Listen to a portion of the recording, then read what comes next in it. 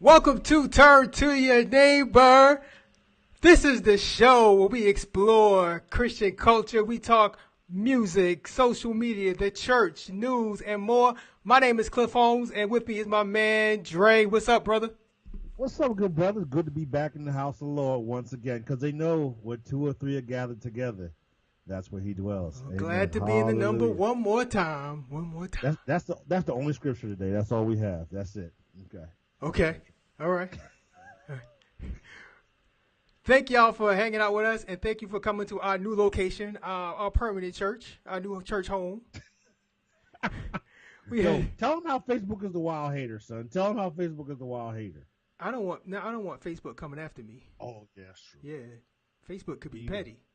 We're using their platform. Yeah, you know the Russians are tracking us right now. Yeah, they could be petty. So I'm not getting on Facebook's bad graces. I'm just gonna bless Facebook for allowing us to do it. we like to thank Facebook for allowing us to be in the house one more time. Bless your Facebook for your bandwidth. So, thank y'all for stopping by. Do me a favor, share it right now on all your timelines right now. Share the show. Tell your people that we are live. We're going to be talking about a lot of stuff like Carlton Pearson. There's a Passion sequel coming out. And, of course, good Lord, Beyonce. So, my brother. On a Christian show. Heck of a day. We're having some technical difficulties. I can't hear a word you're saying. You can? Hello?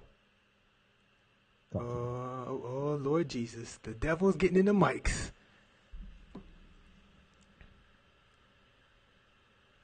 You still can't hear? This ain't nothing but the devil. You still can't hear? I can see your lips moving, but I can't hear the word. That might preach. There might be some scripture in that. Okay. How about? Okay, I can hear you now. Okay. I can hear you now. See, our connection has been reestablished. Okay, that's when you get right back with the Lord, right there. We gonna move on while we can. All right, go. So this weekend, come Sunday, came out on Netflix. This movie is about Carlton Pearson, Bishop. Excuse me, give my brother his due. Bishop Carlton Pearson. So there's a little background before we get into the movie, because we're going to talk about the movie itself. We're going to talk about the man's theology. But just so y'all know, Carlton Pearson is a bishop, and there was a time when this brother was large. And I don't mean big large. I mean popular large. Like First of all, shout out to the big boys out there. He took a shot at us. But go ahead. I wasn't. No, I didn't. He took a shot at the big boys. It's okay. Go ahead. Okay. That's about 2-3 weeks in a row he done took a shot at the big boys. So all I'm saying is there was a time when Carlton Pearson was large. And you go again, that large word. Mm-hmm. There was a time when Carlton Pearson was popular. How about that?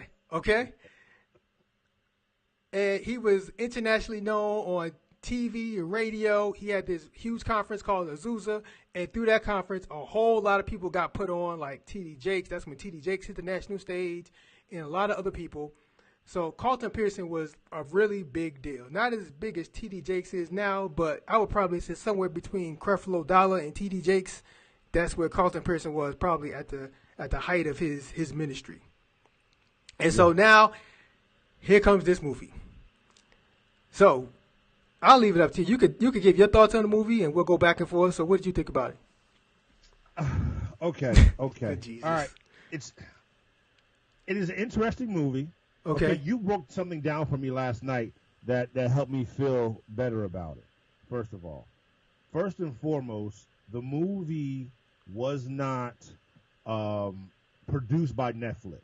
Yeah. So that's important to put out there into the atmosphere, because I had expected a certain quality on some production things, and I didn't quite hit it. And I was disappointed in my Netflix. Yeah. And so I was glad when you told me, yo, this is actually a Sundance and some other things. Yeah. And then it didn't happen. I mean, Netflix just bought it. Yeah. So unlike Jessica Jones or House of Cards, Orange is the New Black. There's some interesting things about it. I got some feelings on it. The overall, I don't know what the purpose is. I don't know what they're trying to accomplish by putting this out right now. Like, I don't know what they're trying to do. As opposed to when? Do you have an idea? As opposed to when? So they put it out now because now versus when. I mean, there's nothing. What's wrong with putting it out now? The devil's trying to be a liar. You can't hear me, can you? Keep on fading in and out with one another. So you just said something deep, and I couldn't hear a word you said. So how about this? I got you. How about we stop the show for a second? We come back. We'll be right back, people. Okay. Oh. The devil is a liar. Devil is a liar. Okay, we back. We are back. Sorry about that little technical difficulties. Satan was just rearing his ugly head. See, the devil's out here trying to play. He knows we fitting to blow up. Either that or the connection was shaky and we just had to do it again. But that's all right. We good. Something. All right, so give me your thoughts about Come Sunday. Okay, first of all, from the beginning I had a problem. From scene number 2 I had beef. The reason I had beef from scene number 2 is because they instantly try to go into a church scene and they try to do this basically all the stereotypes they always try to go into basically of a praise and worship scene, and how the church is shouting and everybody's jumping up and down in the spirit. It's always so fake. It always gets so fake, and this bothers me because if you can't do it, you just can't reproduce that if it's not real, and it always looks corny. But I got a couple feelings on it. First of all, you know me, brother. I don't do much research, okay? I like to. Okay. I'm ignorant. I just like to come in here and spit. Just be honest with the people. Just throw it all out there. Be honest with your people. I just like to come in here and spit. That's okay. What I like to do. But I finished the movie. I watched the movie. And I watched the whole thing, right? And I watched the credits because I wanted to see who was running the music on this. Mm-hmm. You know who one of the consultants were? Who's that? The musical consultant, Donald Lawrence. Donnie, you know better. You know better than this. That was a shame. Donald Lawrence finally got the score film. I got the score film. Hey, that brother was saying that thing was going to happen. Okay. That brother was saying that thing was going to happen. So I have a problem with the fact that he let it go down like that and he let it look that way. That's just me. Because you can't. There's a build-up to any time the praise is high in church. There's a build-up. You just don't go instantly to catch us running up and down the aisle. Like somebody may tune a little bit, you know, the drummer may drop. Let me ask you this question. This is not even nothing we talked about, so I'm gonna hit you raw with this. This is real. Okay. Right here. Off the top, freestyling. Okay. What is the most important part to a praise break? The most important part. Most important part is the music. Okay, what part of music? Is it the drummer? Is it the bass player? Is it the piano player? Ooh, now you're trying to get me in trouble with the drummers and the organists. So it's either the drummer or the organist, so I'm going to say it's a tie because I have friends who do both, and I'm not trying to go down tonight. I'm not falling for your trick, Satan. Yo, I'm telling you, in my opinion, but it's probably the organ. It's probably the organ. Nah. You saying it's the drummer? I think it's either the drummer or the bass player. It ain't the bass player. I can tell you right now. Because churches around the country don't have bass players. Depending upon the church you're at, it's whoever is keeping the time. Whoever is driving it. It's the drummer. It's the drummer. Right. Well, by your definition, it's the drummer. Right. Not everybody has drummers all the time. I don't know, man, because I'll go to the drummer. So the bottom line is you had issues with the music. I'm sorry. Yeah, I had issues with the music because it was off. It was whack. Then I found out it was. See, I don't know if y'all know him. I apologize. The choir was Kevin Lemons and Higher Calling. How many Higher Callings groups are there? There's a lot. Higher Calling is a popular name. Guess what? Dre Law number 1. All church groups, Higher Callings are banned from now on. Higher Callings has been retired. It's a wrap. It's done. No more Higher Callings. Okay. You can't do that. Okay. We'll move past that. I ain't gonna lie to you. This is gonna get sticky. The British man playing the African American part. Now most people don't even know he's British. Okay. The brother's name is Chiwetel Ejiofor. I don't know, something Ejiofor. Like that doesn't speak British to me. He ain't black. He ain't black American. I know that much. I was about to say something else. I can't say that here. Okay, but yes, I don't know. I'll move past it. I won't. Plus, my boy Danny Glover was in the movie. Danny Glover had one scene. Danny Glover, they fought too hard and too long to have one scene. They probably could not afford more than one scene. You know what? That might be. Can right. you? I mean, you can see them negotiate with Danny. I can only give you one scene. I can only give you one scene, Danny. When they only got enough to pay me one scene. You might have been right on that. There you go. Can't even exactly. Can't even bother with you on that one. What else do I got? So you know how you had an issue with the shouting, and there was that when people had issues with the Oscars, there was a hashtag Oscars so white. So right. Do we need to have the hashtag shouting so fake when we see shouting so fake? Let's go with that. When we see these kind of shows, these kind of movies. There's no oil. First of all, you expected oil from. There's no oil. It gets me mad. It gets me upset. And yeah, I don't know. I don't know, brother. I expect some oil. Otherwise, it's not real to me. What else? What else do we have here? I got people looking at stuff. I'm getting comments. I'm trying to find the Facebook Live page, and I can't find it right now. But we're gonna keep it moving. What else did I have for you? Okay, one of the gangster parts. One of the gangster parts about the whole thing was the Joint Council of African American Bishops. Okay. Okay. I have grown up in a non-denominational church. Mm-hmm. I don't know. I didn't know that was a real thing. So I grew up in Church of God in Christ, and I didn't know that was a real thing. Okay, but it's a real thing. Oh yeah, it's real. There's a group called the Joint Council of African American Bishops. Why this matters is while Carlton was going through his thing, when he came to this revelation that there was, whether everybody was saved and nobody's going to hell or whatever. Yeah. The JCAAP bishops, they decided to call him on the carpet, and they allowed him to come. Now, this is the way the movie portrayed it. Movie portrayed because the way it happened is a little different. Yeah, the way the movie portrayed it is that they called him on the carpet. They said, "Carlton, come in. We need to talk to you about the craziness that you're doing as a bishop under the name of bishop." And that he had to go down there and have it was literally a heresy trial. It was literally asking, "Are you a heretic?" And I was like, "Yeah, right. There's nobody gonna question a heresy trial." Guess what? That was a real thing. In 2004, he was actually declared officially by the Joint Council of African American Bishops. They officially declared him a heretic. That's why. I ain't never heard some stuff like that before. Yeah. So, and since you on the trial part, it's interesting because Bishop Ellis, the guy in the movie, he's the one, for those of you who saw the movie, he's the one who Bishop Pearson was like, "Is your father dead?" Yeah, he asked him that whole thing. So Bishop Ellis put out his own little clapback video on Facebook. Well, he didn't put it on Facebook. He put it out. Right. He talked to his church about it, and it was recorded and put on Facebook and YouTube. And basically he said the way the movie portrayed it, it really didn't happen that way. They didn't summon Bishop Pearson. Bishop Pearson asked to go before the board, the Joint Council of Bishops. Which is okay. Go ahead. And there was a lot of pettiness in Bishop Ellis's statements. He called the man. Okay, go ahead. I'm sorry. Yeah, he called the man boy. He called Bishop Pearson boy.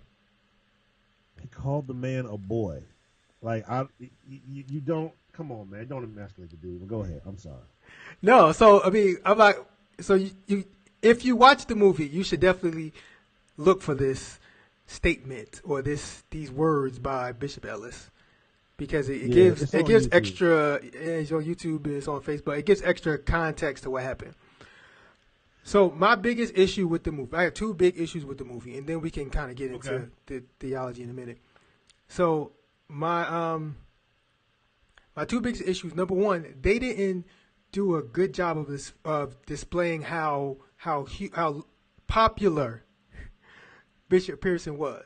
So if you don't understand, as the viewer, if you don't have much context coming in, you don't understand how popular he is, it's hard for you to really relate to the fall because the movie just kind of portrays it as he's this guy who preached, who had his church and had these views instead of like this international, world-renowned preacher. Because they just made it seem like he was in Oklahoma. You know what I'm saying? Yeah, I mean, this dude was on. They really didn't cover the fact that he was. You might have said already that he was the one that put on who? He put on T.D. Jakes. He put T.D. Jakes on at his conference, and he didn't. And he had this Azusa conference, which was huge. Azusa was like the it conference. Right. It was like, I don't know. I'm not gonna go there because I want people to get mad. It was the it conference. I'm not gonna compare it to a secular conference because I don't want no hate. But what's the thing that Bishop does, Mega Fest or whatever, or what's it called? But it's kind of like it was like to be honest, I've heard people refer to it as like the Christian South by Southwest, like this huge festival that people knew about, and but thousands of people would be bussed into Oklahoma to attend this conference. It was big. Right. So they didn't make me feel like he was a big deal in the movie. So it's hard to really feel bad about his fall. Well, not feel bad. It's hard to see how far he really fell if you never propped him up that much. And number two, right. I'm sure he went through a lot more anguish than the movie displayed. I'm sure there was a lot more hate and vitriol than the movie displayed. That brother was handling this a little too well in the movie. Yeah. Dude, they auctioned off your church. Yeah. Like piece by piece. They auctioned off your church. And all of a sudden he went from a Benz to a Volvo. So what the movie, they didn't. Yeah. So I don't think they did a good job of taking the viewer through that range of emotion. That being in awe of him. Well, awe may be a bad word, but I'll use it. Being in awe of him because he's such a world-renowned minister, and then feeling really bad for him because he fell so hard and it hit him so bad. Right. So, yeah. What do you are the theologian? I'm gonna let you touch on that just a little bit. On his theology. Theology. Okay, so for those of you who don't know, his basic. The basis of his theology is, or what he calls the gospel of inclusion, and the basis of it is that hell does not exist. That's the kind of nutshell. Is that? But I watched something else on YouTube where he said hell does exist. That's a different story. But he was somebody said he didn't have the input. He was a consultant on the movie. So he was a consultant. He was a consultant. He's been on the record saying he was a consultant. Now, what level do you want to say consult? That's a different story. But he was a consultant. His basic theology is that everybody is saved. Jesus saved everybody, whether we accepted him or not. Jesus still saved everybody. So everybody can go to heaven. I mean, that's the real elementary version of it. Like, hell does not exist. Everybody can go to heaven. That's kind of it. Right. So obviously that would maybe cause some rumblings. Yeah. Within the church. Yeah. My big thought about heaven. I'll deal with heaven and hell first. Mm-hmm. When you think about it, there is a 50-50 chance that hell does exist. Right. I don't like those odds. So I'm not messing with it. Right. So I mean, I totally understand where he was coming from. So I don't agree, but I totally understand why, as he searched the scriptures, as he had his community, as he communed with God, how he can come to that conclusion. So I can understand that, how he can come to that conclusion. But there's a 50-50 chance that hell exists. I'm not taking that chance. One of my favorite songs ever. I don't want to go to hell. Hell no. Hell no. I don't want to go to hell. Hell no. Somebody sang that in church one time, blew my mind. But go ahead. I'm sorry. Yeah. So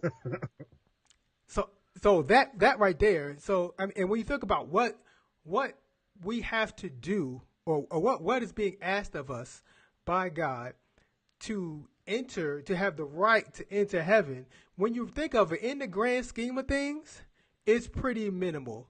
To be able to spend eternity in flipping paradise. You know, like if you go through, it's pretty minimal. So, okay, I mean, as nice as some of the things, some of the quote unquote sins that we do may feel good, it's pretty minimal in the grand scheme of things. Huh? Mm-hmm. What happened? Nothing. I'm not gonna repeat that. That was unnecessary. I'm sorry. Go ahead. In the Joint College of Bishops debate on the videos on YouTube, because I'm not going to steal the brother's idea. Bishop Ellis actually made a good point where this was younger Bishop Ellis before he became, I guess, older petty Bishop Ellis. He made a good point. Is that and I'm kind of paraphrasing, but when he gets to heaven, there may be Muslims, there may be Hindus. He referenced Hitler may be there. Muammar Gaddafi, Saddam Hussein, like the worst people who terrorized our world may be there. Mm-hmm.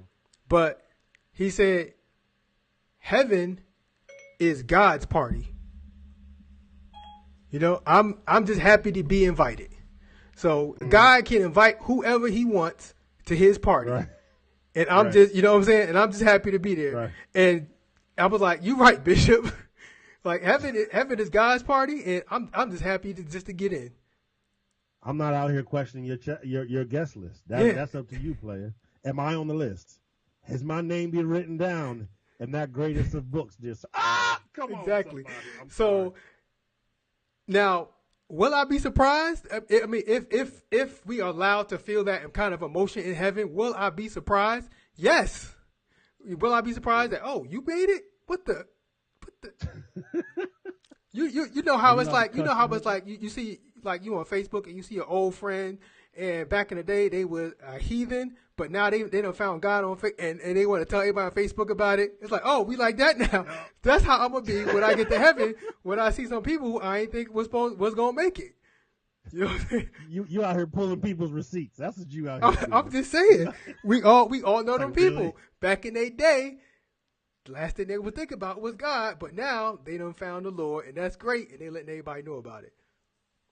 If I'm to be real about myself, and that's who I am, that's what I bring to this show. If I'm to be real, and there are certain cats I see in there, and they was able to live any old type of life, and I'm over here denying myself certain carnal or whatever pleasures, and then we both get in? Nah, player, unless there's a VIP room, I'm going to have a problem. I'm going to say something. I'm like, hey, Paul, what is he doing here? How are we on the same level? I'm going to say something. Bro, heaven's going to be so amazing. The last thing we probably going to think about is being petty. Probably. Okay, that's true. Probably. You know how the scripture says God's anger lasts for a moment? My pettiness will probably last but for a moment. And they'll be like, Gold Streets? Oh, let me go check out that Gold Street. Let me go check out my mansion. Which one of these is mine, Jesus? Point me to. I'm pretty petty. So, but yeah, I'm gonna work on that though. I'm gonna work on that. But it brought up a lot of good things. It was interesting. You could tell some of the stuff they were saying was dated and far in terms of how they were saying it, especially when you came to dealing with homosexuality in the LGBTQ community. I'm surprised that hasn't gotten more traction publicly, but I think this is a very nuanced movie, and there ain't gonna be but so many people watching it, and so that's why it's happening. Yeah, it's gonna be the Christian community, the Black Christian community will watch it kinda, and it's gonna be the people who resonate with that message, with that. Right. We all getting in. Yeah. And I'm just gonna leave it at that. Like, people who traditionally have been kind of cast aside by stereotypical Christians. Right. I think they will resonate with the message, and they will kind of flock to that movie. I don't think there's gonna be no sequel to this movie, though. I don't think it had that kind of pull. I'm gonna just put that out there. I don't think it's gonna be a sequel. No. Don't think it's gonna be a sequel. Oh man. Okay. What's up next? Oh, yo, should I put that in the? I'm gonna try to put that link in for Bishop Ellis in the comments there so everybody can see it. Okay. All right. So, word on the street is that there will be a sequel to The Passion of Christ. Now, Jim Caviezel was the brother who played Jesus. He is already signed on for the sequel. So Jesus will be making a reappearance, and Jesus will be about, how long ago was that movie? 8 years ago or so? Something like that? 8 to 10 years ago? So Jesus will be a little 8 to 10 years older. Okay. But there will be Passion of Christ. And according to Jim Caviezel, this one will be more epic than the original. What's interesting to me, does it say what he's covering in the new movie? Like what they're trying to follow up with? It doesn't say yet, but I mean, you can imagine what they're talking about. So here's what I'm thinking. And again, I'm no theologian. So of course the resurrection. So I'm assuming they'll cover you'll see the last bits of him on the cross, probably them taking him down, putting him in the grave.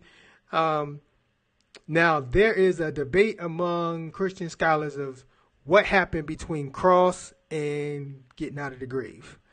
A lot of people will tell you that Jesus went to heaven and, had fights with Satan, ministered the gospel to people, and I'm saying Jesus went to hell, had fights with Satan, ministered the gospel to people in hell. So there's a lot of debate on that, and I'm not even going to get into that because it's really what you believe and, whatever. That's not what we're doing here at this show. Yeah. So I'm not here to argue whether that happened or not. So if you want something epic, what is more epic than Jesus going to hell and taking on all of hell? I can't think of anything outside what's more epic that we haven't already seen. So what you trying to tell me is you are hypothesizing that this brother is going to have Jesus going down into hell for this next clip, like Hellboy or something. I'm just saying if the article said that my man said this was more epic, so I'm guessing that'll be part of the movie, and then you'll see they'll show a clip of the stone rolling away. Okay. I don't know if it'll be hologram looking angels or angels or what. The stone we'll see. We're gonna see the stone roll away. So we'll see the stone roll away. We'll see those couple of days where he's hanging out with people. I mean, we'll see visiting people while they fishing. We'll see him having breakfast with people. That kind of thing. Him hanging out, and we're gonna see Doubting Thomas. Thomas, I need to see the holes in your hand. And he was like, "Look, this right here, dude, right here. You happy, Thomas?" We gonna see that, and then we'll probably see some version of his ascension. So we'll see some version of Jesus. And miracles. Stacey said miracles performed. Yeah, so we'll see anything he did between that time. So we might not see hell. Is like I said, hell. That whole part is real debatable among a lot of people. But we'll see all the stuff he did on earth between getting out the grave and ascending. We'll see a lot of that. Does it make me any less saved if I say I've never seen that movie? You've never seen Passion of Christ? No. Are you serious? I read the book though. Oh, I read the source material. It's like it's like Harry Potter. I don't want them to mess up I'm not gonna mess up what they wrote in the book by go watching the movie. I don't know. What age? Oh, you can unshare the screen because it's freezing up on us. Okay. Let me ask you this. Annie says yes. It does make me less safe. What age should you start showing that movie to kids? Well, if you follow the law, that joint's kind of graphic. Well, if you follow the law of the land, the movie's rated R. So if you follow the Motion Picture Association's recommendations, it's 17. Bump that. What age? Have your children seen the movie? But today, no. I mean, when that movie came out, my kids were, two of them weren't even born yet, I think, and my oldest, he might have been, he was a baby probably. So I'm gonna just say that somebody in my family allowed my children to see that movie. It may have fried their retinas, it may have fried their synapses, but whatever. But they saw it, and they still somewhat normal. But they saw that movie. They 9/11, dog. It's a tough movie to watch. If Fitz makes the point, it's a tough movie to watch.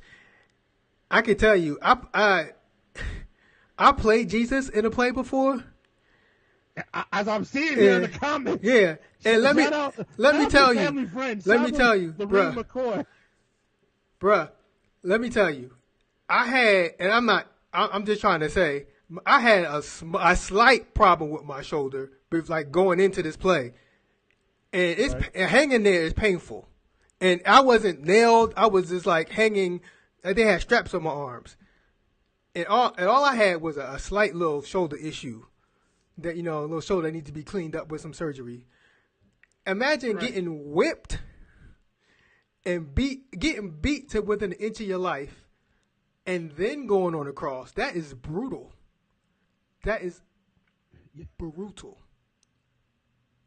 Let me ask, how realistic were y'all doing this play? Why are you hanging from anything, player? Bro, it was real, bro. I was in a little white diaper and everything, bro. It was totally real. Oh, yeah. Are there pictures? Annie, are there pictures? Totally real. Fake. I had fake blood on and everything. You in diapers. Fake blood and everything. Y'all doing the uttermost. Yes.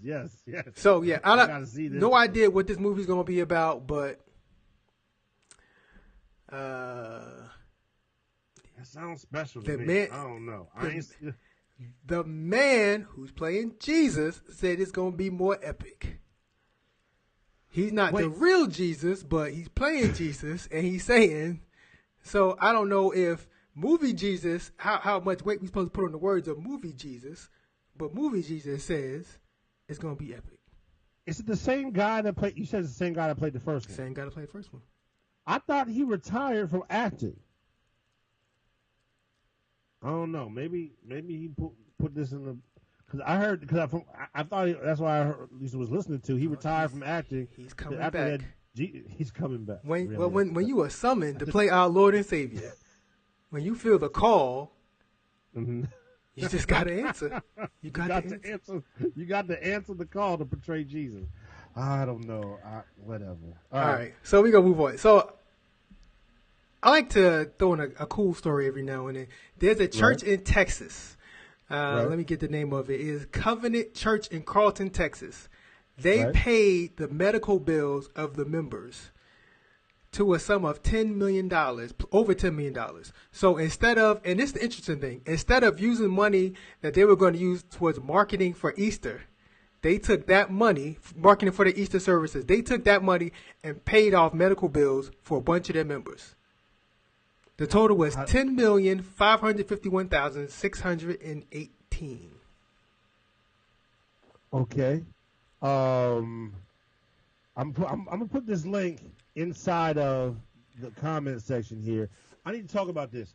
Because you didn't hit me with this fact before, so I'm reacting off the top here. So they were going to use $10 million to market for Easter. Now, Easter is fairly marketable in and of itself. Like, we know the story. We know what's going on. What do you need $10 million for? Tell me. What church has that kind of marketing budget? And I will read. It says that it chose to donate the funds they normally spend on advertising for the Easter service. What church has a marketing budget, not an operating budget? You got that money to market. They out there putting on trailers. They must be buying trailers for movies. Like they must have took out a pre-roll before Black Panther or something. Like they. Brother, they better be giving Easter hams to everybody in that church. I don't know. $10 million. I don't know. For $10 million, I bet they out here taking Venmo for tithes and offering. I don't know. Hey, we'll bring it in any way you can, player.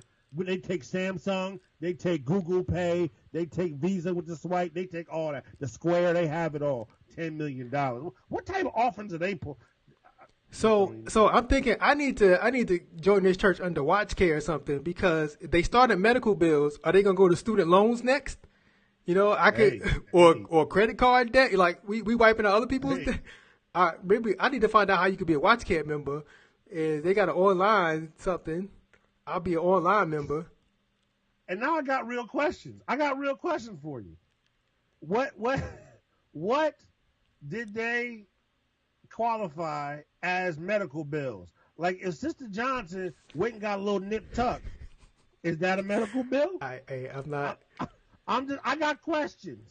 Okay, if the deacon went and got hair replacement surgery, which I might invest. Deion Sanders did. I can do it too.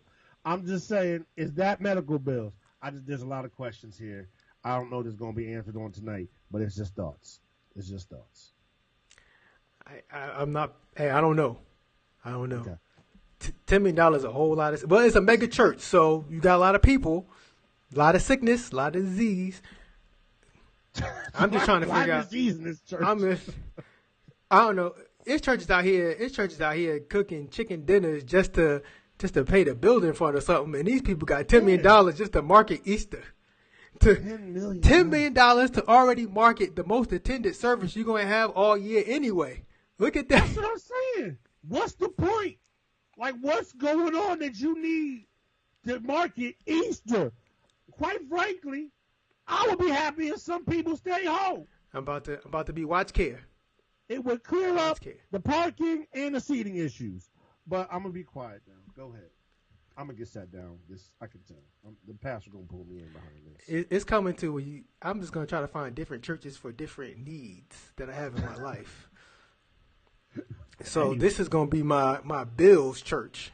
Bill's church. Yeah. And churches that have 9 a.m. services during football season are going to be my football season church. So I'm going to need a church for different seasons of my life. I don't consider going to one of them CCM churches for during football season. First of all, people, CCM is not a real classification of the church. That is contemporary Christian music. So I just made a joke there. It probably was inappropriate, but it's funny. Sorry, everybody knew it. All right, so while we on the topic of churches, right? The Mormon Church, is celebrating the end to a ban on blacks entering the priesthood. So here we are, 2018, and just now, can a black person be a priest in the Mormon Church? Okay, all right. I knew this was coming, so I've been preparing myself. But every time you say it, I still get mad, and so who in the heck? No, I can't say that. As a black person, if you are in the Mormon Church, I think you got larger issues. I think they got larger issues than wanting to be a minister over there. They're just being allowed to, bruh, that ain't for you. That's not for you. And so I'm gonna put that out there. At me if you fight me if you want to. There's a support group for black Mormons. So this is not they got enough to have a group, and with 2 or 3 are gathered. So I don't know how many people in this group, but so I got a special public service announcement. So for all of you black people that are currently in the Mormon faith, right. I'm sure there's some lovely individuals in that faith, but here we are, 2018, and just now are they letting black people join the priesthood? I have just a brief public service announcement for all of you black people in the Mormon Church. Get out. Sorry, man. Okay. Get out! Yo, chill, man. Get out! Chill, man. You just got to get out. Get out. Run. You've obviously made some unwise decisions to this point. We can fix this. It's just something to think about. Oh, now look at this. I have just Googled famous black Mormons. Oh, good God. And I got a top 10 list. Brother, this is off the top. We freestyling once again. You don't know where this is going. So just buckle up. Okay. And this is from the LSD. This is from, brother, this is from MormonHub.com. This is just too funny. Like, they're giving me material. What am I supposed to do with this? Famous black Mormons. Jesse Thomas Jr. You know Jesse? Jesse, no. That's not the former Baptist preacher, converted in 1989, founded a Genesis group in the Denver area. Okay? I don't know Jesse Jr. I don't know Jesse Sr. Jabari Parker. Okay. Sir, did you know the second overall draft pick in 2014 NBA draft was a Mormon? No, that might explain. No, I'm not even gonna go there. But go ahead. Yep. Don't get fired. I'm not. Go ahead. Continue. Come on. Julia Mavemabla. I don't know how to say it. She acted as the president of the National Women of South Africa, founded Women for Peace, which helped forward the cause of South African democracy. So there, okay. Then I got Helevico Martins. Okay, don't know that one. I have, these are some complicated names, dude. I can't hit. This one right here is Mia Love. She was the first female black mayor in Utah. Okay, I think you would have to be a Mormon in order to be a mayor in Utah. I think that's a rule. I'm just waiting for a name that's recognizable. Come on. Winetta Willis Martin. Anthony Obina. Okay. Eldridge Cleaver. Did you know this? Did not know. Served for many years in prominent positions in the Black Panthers. Wrote the manifesto of black nationalism, jumped bail during a police shootout, and then fled into Cuban exile all before he converted. They wanted to point that out. That was before he could. Oh, Lord. Did you know number 2 on this list? Gladys Knight. Just Gladys, not the Pips. No, the Pips. No, okay. They definitely Kojic. I didn't know about Gladys. God bless Gladys. And Elijah Abel, a Mormon pioneer. So, I mean, I guess there's some out there. They got a list. They got your top 10.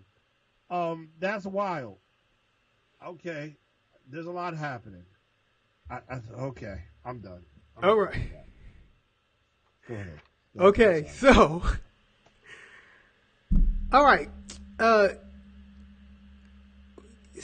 It's interesting that, because we talked about that, the one church in Texas had $10 million for a marketing budget. Right. Unfortunately, not every church has the privilege. Right. And some churches get it completely wrong when it comes to marketing. Mm-hmm. So we're starting a new segment. We're going to show you questionable. We're not saying it's wrong. We're just saying questionable church marketing. Things to question. So the first one is a lovely sign that says, "Tear down strongholds." HOLES. Tear down strongholds. Yes. HOLES. I don't we've got to do better, saints. We've got to do better. There's at least 20 million jokes in here, a lot of which are probably going to get me fired from my real job. So I'm just going to let this ride, because this links to my real Facebook page. Lord Jesus, we bind every hole in every sock in my drawer. In the name of Jesus. Lord, we pray that you make every round hole square. In the name of Jesus. Lord, we ask you to gird up those holes that are weak. Lord, don't let them be torn down. And if you look above that, there is a sign that says above the tear down strongholds. So, this church has spelling champions. Praise, and so on Wednesday nights at this church, you can go to Praise and Terry service. TERRY. praising Terry. That's not how you tarry. No. I know that, Terry. That's not how you tarry. No. That Terry's a friend of mine. We got to do better. And here's the thing. So not only did it get painted, somebody had to approve that before somebody put it up. So, that means, bro, that's one of those. That sign, that tear down strongholds. That's one of those fast signs. Like we get from what used to be Kinko's is now like FedEx office. That's one of them. You got to go to Office Max or somewhere to get that made. You can't just do that in the church basement. And here's my thing, brother. Here's my thing. Yeah, I have a rule, and it's a general rule that I go with. I'm never mad at the first person with the bad idea. It's the second and third person that said, hey, that's a good idea, or approved a stupid mistake like this. That's the person you need to blame. That's the person you need to blame. It's like somebody had to go like, yup, this is the one right here. And somebody walks past this every week and says nothing because it's still up there. Somebody was aware enough to take a picture and put it on the internet. But, okay, so there is more. Okay, we got more. We're going to hit you with a couple. Forest Hills Evangelical Free Church. Mm-hmm. And in your right hand, there are pleasures forever. Okay. All right. Uh-huh. In your right hand, there are pleasures forever. Like I said, questionable. I'm not saying this wrong. That's why we call this segment questionable church marketing. When you gonna know what I'm gonna do on that one? You know what I'm gonna do? Water break. Mm-hmm. Water break. Put it back down. Got nothing to say. Keep it moving, Clay. You ain't catching me up. I wonder. Nope. I pay a mortgage. No, sir. Keep it moving. I wonder if this church has a strong population of teenage boys. See, you couldn't just leave it alone. Okay, next. See, here we go. So that's the last one. Okay. Because the other one is not coming out. All right. It probably for a good reason. Yeah, that's probably good because we're gonna leave that last one alone. Actually, now that I see what the last one was. God, every now and then, let me put this out there. Every now and then, God will protect you from yourself, and so we're gonna leave that one alone. And I'm gonna just sip. Let me see if this is it right here. You gonna keep messing with it, huh? Let me see if this is it right here. We doing this live. Oh, there we go. The most powerful position is on your knees. Okay. Didn't I just say God was protected? Once again, you have me over here just all the water and all the tea. Okay. Mm-hmm. Yes. Because I never understood that, player. Why do you got to pray on your knees? I never understood that. No, you don't have to pray on your knees. That's why it's questionable. There's a lot of questionable stuff. But we're going to assume they was talking about prayer, and once again, we're going to keep it moving. So I wonder if you're going to say something. Some gentleman drives by this church like, honey, we should join this church. they got a message I can get behind. Nope, not today. Today, nope. I got 3 jokes, and they wouldn't come out appropriately. So, honey, that word is powerful. That thing preaches. This sign will preach. Nope. Water again. See, God is trying to tell us something. Nope. Water again. Oh boy, there's a lot of material here. Okay. All right. So now, apparently, this has become the favorite segment of the show. When I hit in the streets, now it is time. This is what I kind of just handed over to my brother here, ladies and gentlemen. He got notes, he got papers. Ladies and gentlemen, I give you Dre's rant. Okay, I just got a notification. People are having trouble hearing me, and I need to try moving closer to my mic. Did you get that on your screen? That was interesting. Okay, so on this weekend, something moving happened. I went to a wedding. Shout out to my man Adam Jackson and now Candy Jackson. You know, it was real beautiful, the nuptials. But something even a little bit more powerful and game-changing happened on this particular weekend. It was an event called Coachella. Coachella, for all of you that don't know, is a music, I can't say conference, it's a music festival, mega festival that happens every year. And it's very expensive. It's something that I will never be able to afford to go to. Plus, it looks hot and sweaty, and so I really don't think I would want to go in any case. Now, this year was big. There was a lot of major performers happening. I know Cardi B was out there. I don't know if they had any of the Saints out there. I don't know if they had any of the Saints. I don't know if Kirk made it or Mary made it, or were they invited? I don't think this is their crowd. Justin Bieber actually was there singing a gospel song, but that's another story. We will cover next week. We're going to cover that. We're going to cover Justin Bieber in the church. But what really became of this one was Coachella was transformed into either, I call it Baychella, because Beyonce tore that thing all the way down, brother. Now, I will let you know ahead of time.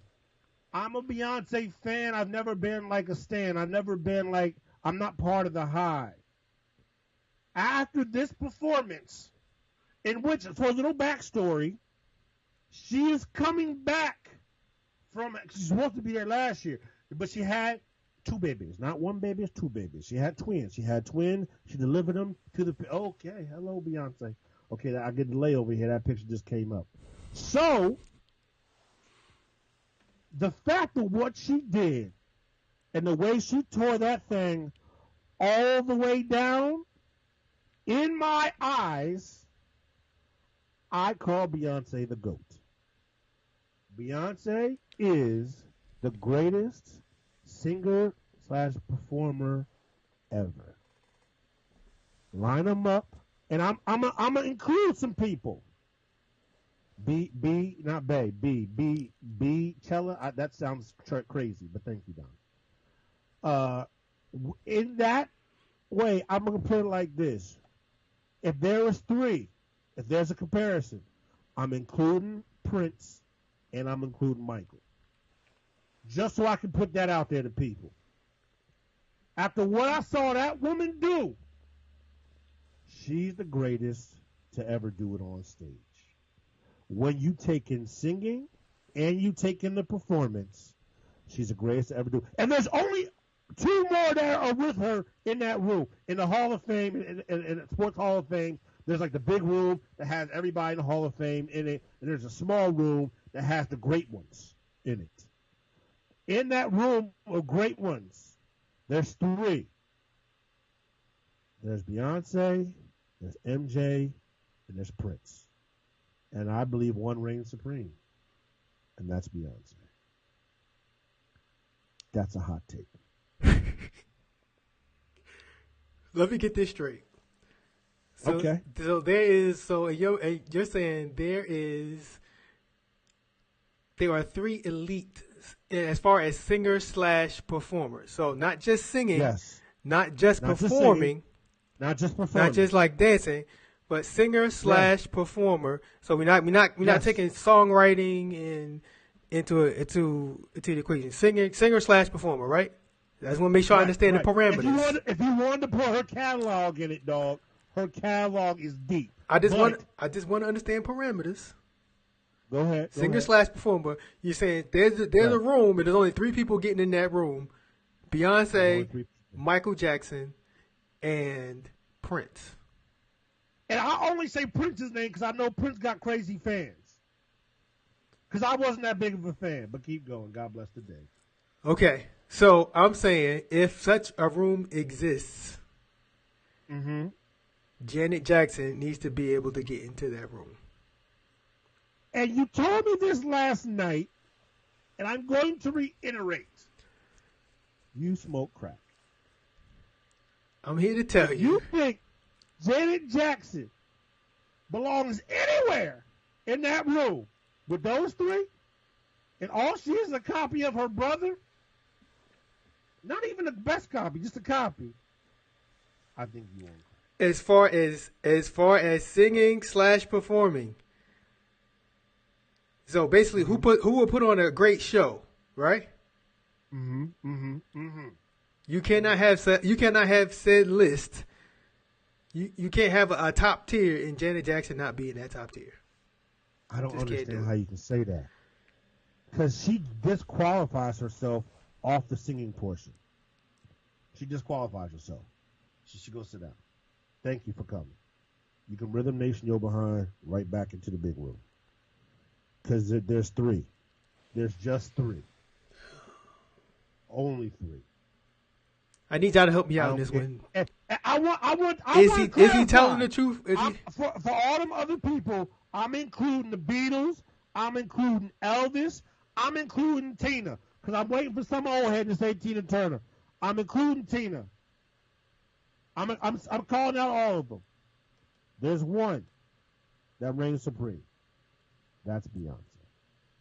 And I'm not even the biggest fan in the world.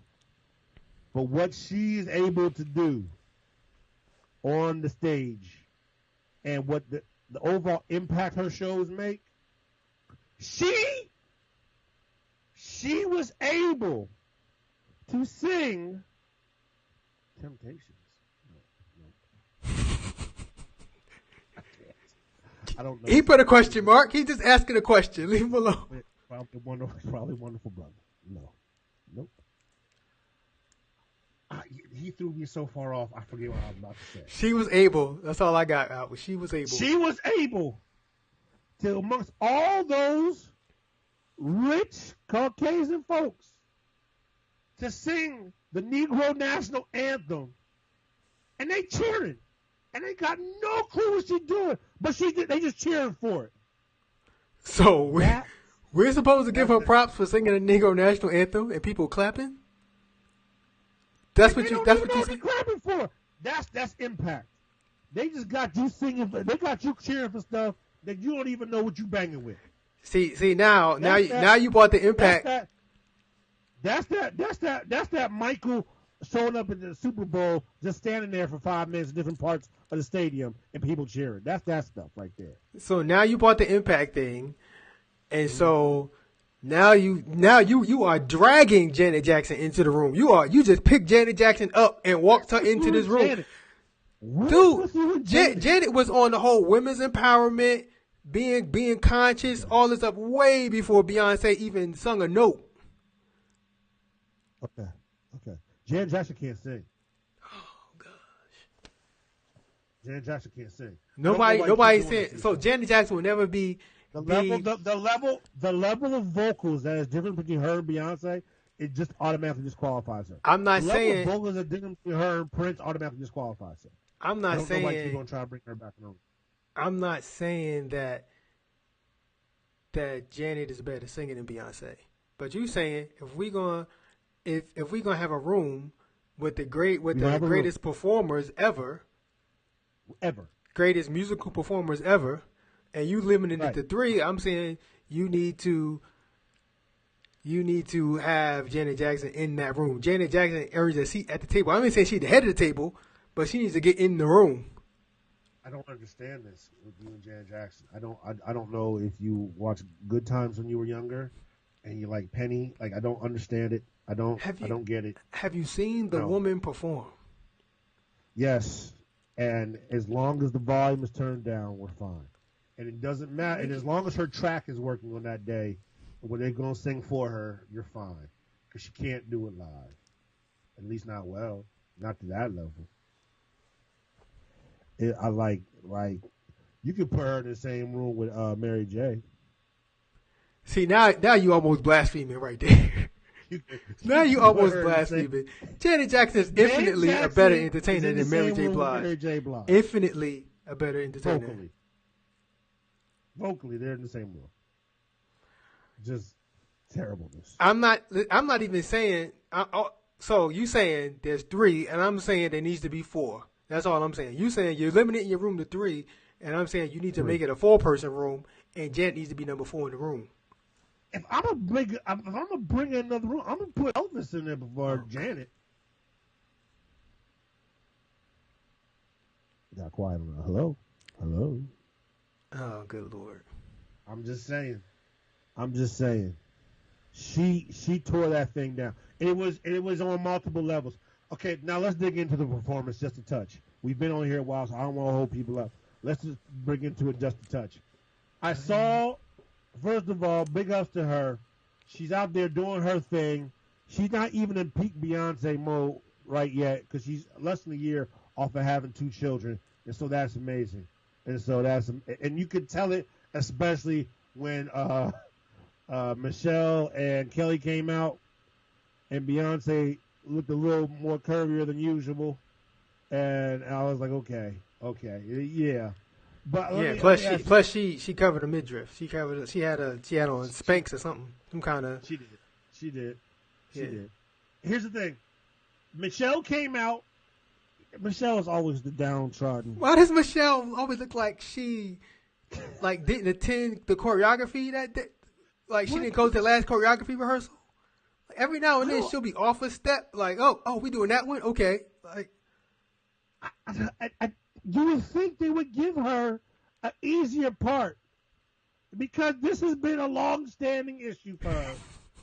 And I don't understand why they keep on messing. They asked her to twerk. And my goodness, if it didn't look like she was going into absolute convulsions, I was like, why are they doing this to her? It was more back than butt, and it wasn't what it was supposed to be. I agree with Annie. I would put the Beatles before Elvis and Janet. Yeah. So the thing is, the unfortunate thing is, that Michelle is talented. She's talented, but. So if you put me and Michelle next together on the stage, like Michelle would look like, Beyonce. dominant. Yeah, Michelle would like Beyonce. But then when you put her next to Beyonce and Kelly, and the fact that both of their voices are stronger than hers, just the tone is stronger. It doesn't help when they sing separate things. And Michelle sings like this, and then and you hear the rest of them. I get Michelle's part of the but she is like you can't deny her talent. But it's like, I don't know if you ever saw Raisin in the Sun, that thing that Diddy did. Like Diddy's a decent actor, but you put him next to Felicia Rashad and Archer McDonald, dude looks like a high school actor because you with these really good trained theater actors. I mean, so it's almost like that. I think it's unfortunate that she did do that to her. But she keeps signing up for it. So hey, Michelle, the checks clearing. Michelle clashing them checks ain't worried about us. She ain't worried about us. She ain't never heard of us. I'm watching her perform. Michelle, I'm going to miss this step and still collect my check. She is. Can we talk about, there are a lot of quality bootlegs of that performance, though, so I appreciate the bootleg community. I give a shout out to y'all. Y'all came through. Because I was not paying for no stream or staying up to see that. So, can we officially now go back to not really caring about Coachella? Yes. Okay. Absolutely. Just want to make sure. I could care less. Because I'm sure most people don't even know when Coachella was or where it was this year. Does it move? I thought it was. I don't even know. So we'll just go back to not caring. We'll go back to not caring, but we will allow the Queen to ascend to her throne and take her spot as number one. Beyonce. The outfit she had on, she definitely like she was. I died before. She's next in the running to be the mother of dragons. Yes, she does. Yeah, all hail Queen Bee. There was so much in that performance that was tight. Snatcher of wigs. Snatcher of wigs. The fact that she had the HBCU band out there, the fact that she was honoring the black fraternities and sororities, honoring HBCUs in general. It was anytime you just have random people cheering over the Black National Anthem, and you don't know how you pull that off. People just sure lift every voice and sing. I'm with you, and it worked somehow. She tore that thing down, and the fact that she went through the last 5 minutes of the show trying to keep in her left breast because it did. That's what she did. She did. We're not going to talk about it. She kept on pulling that breast the entire time. She kept. And my wife is like, I'm so uncomfortable watching this because most people kept tucking out it. I don't think most people would use uncomfortable to describe that moment. Maybe a lot of people were in an anticipatory state. No, brother. No, I felt bad. The queen, like she's nursing two twins. I don't want. That's not that. And so the queen, she deserves all due respect. What was funny to me, the last thing I'll say, to prove that she was a gangster, her song "Love on Top." Have you ever heard it sung by somebody else? Yeah, Kiara does a gospel cover. Well, not a gospel, but she plays around. There's a video of Kiara playing around singing that song. Yeah, it's a tough song to sing live. It's a tough song to sing, period.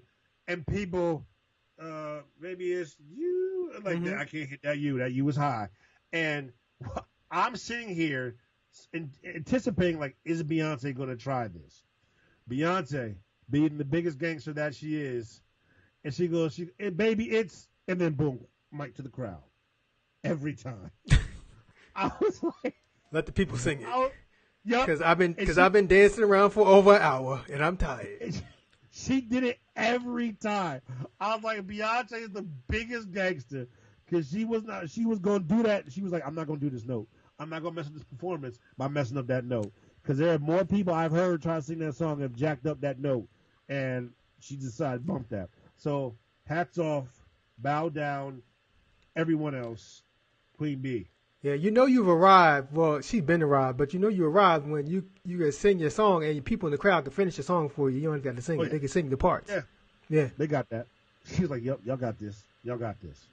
And the people were probably like, oh, Beyonce letting us sing. They knew they was part of it. And Beyonce really like, I'm just tired.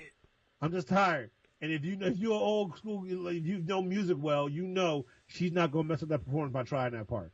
And so I just thought it was hilarious. Yo, all due respect and bow down to Beyonce. She really killed that game. Yeah. Bro, that rant was kind of calm, kind of tame. The people. It was calm. Your people may be a little disappointed. It was calm this week because this was more paying homage to the queen. Oh, not because Bae was helping you get your life.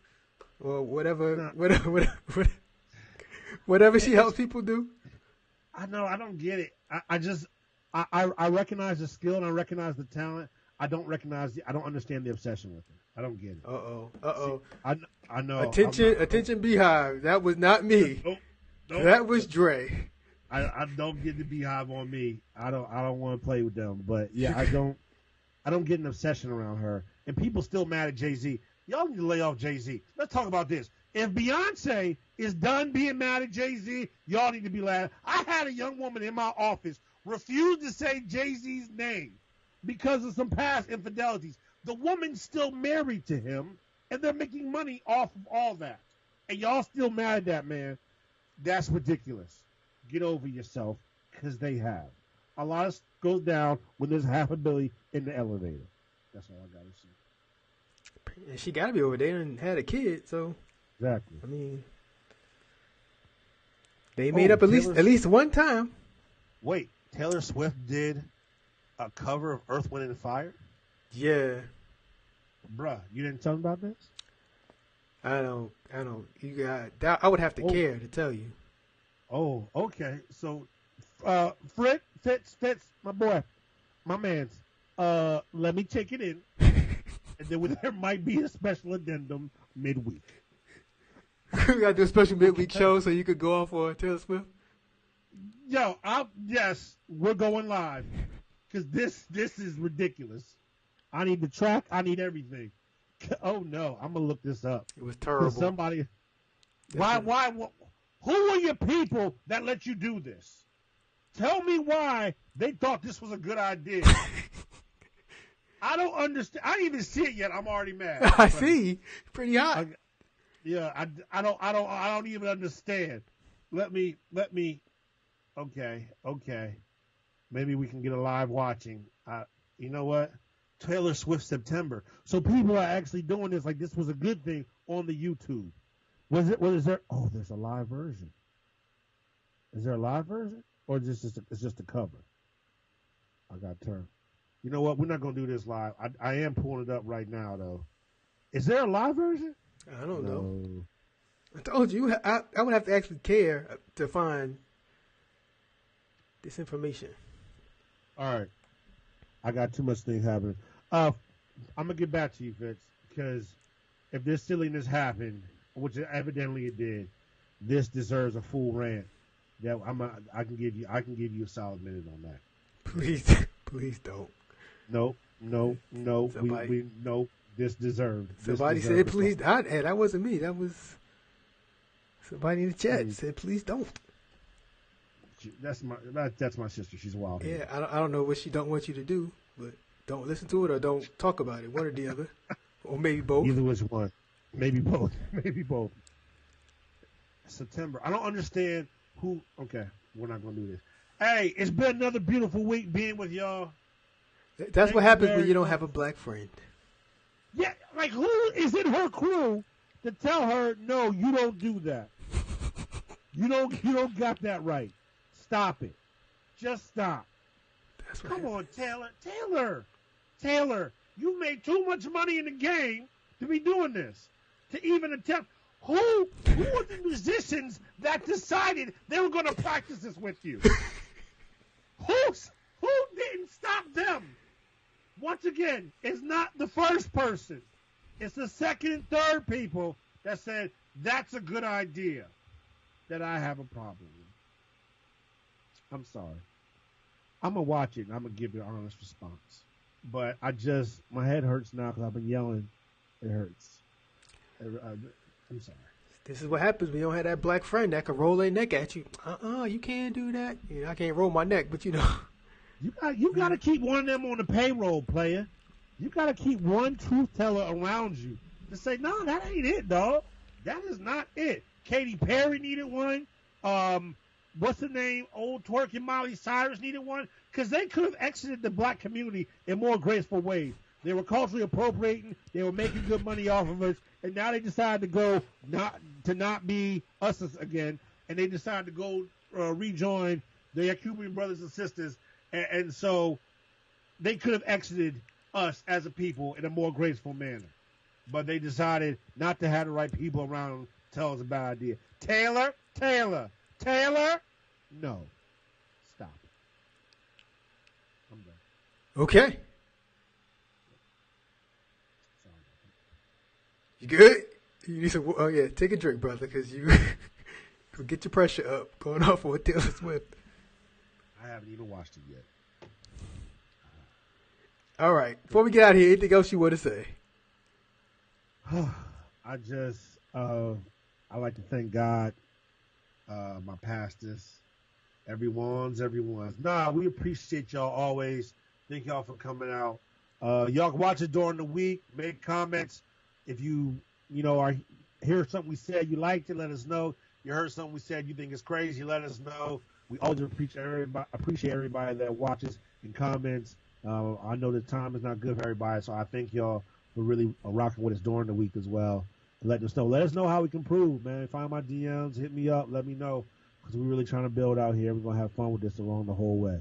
All right? If you have topics for us to cover, I'll hit it. I can get you a rant on anything. I'm sure you can, because you just went off on Taylor Swift off the cuff. I'm sure you got a lot of pent up anxiety, pent up frustration. I'm gonna watch this on the big screen. I want to hear the whole thing. I'm gonna hear the whole thing. If she messed this up, I might cuss. I'm sorry, Lord. I'm gonna apologize ahead of time for cussing. I want to thank everybody for listening, whether you listening and watching live or listening and watching at a later time. Either way, it's all good. Thank you for hanging with us for the past hour or so, because it's been quite an adventure.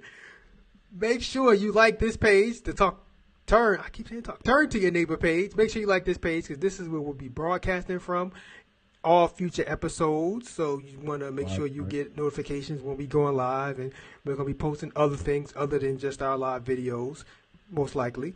So you can also catch us on Facebook, Twitter, Instagram, TTY Neighbor. That's our handle on all three of those. And once again, thank you for hanging with us. We'll be back next Tuesday at 9 p.m. Eastern Time. Help us with the ish, Jesus. Help us with the ish. We'll be back next Tuesday at 9 p.m. Eastern. So, for my man Dre, I'm Cliff. Thanks for rocking with us. We'll talk to you later. Take care. God bless.